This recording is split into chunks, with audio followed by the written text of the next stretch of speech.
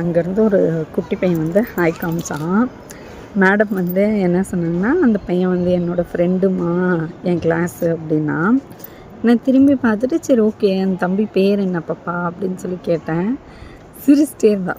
Again நான் கேட்டேன், பாப்பா அந்த பையன் பேர் என்ன பாப்பா அப்படின்னு சொல்லிட்டு கேட்டேன். சும்மா யோசிச்சுட்டு சிரிச்சா. என்னம்மா அப்படின்னு சொல்லி கேட்டேன். தெரிலம்மா, ஃப்ரெண்டு அப்படின்னு சொன்னான்.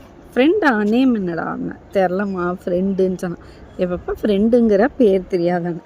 உடனே வெயிட் பண்ணுங்கன்னு சொல்லிட்டு போயிட்டு அந்த பையன்கிட்ட பேர் கேட்டான். பேர் என்ன? அஸ்வின். கைஸ், நம்மலாம் வந்து ஒரு பேர் கேட்டா. நான் கேட்டேன், எப்பப்பா ஃப்ரெண்டுன்னு சொல்கிற பேர் தெரிலங்கிற போய் இப்போ கேட்டு வர அப்படி. அந்த பையன் என்கிட்ட பேர் சொல்லலைம்மான்னா. இங்கே வா உக்காரு.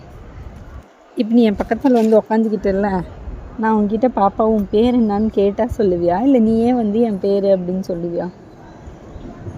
ஆ சொல்லு.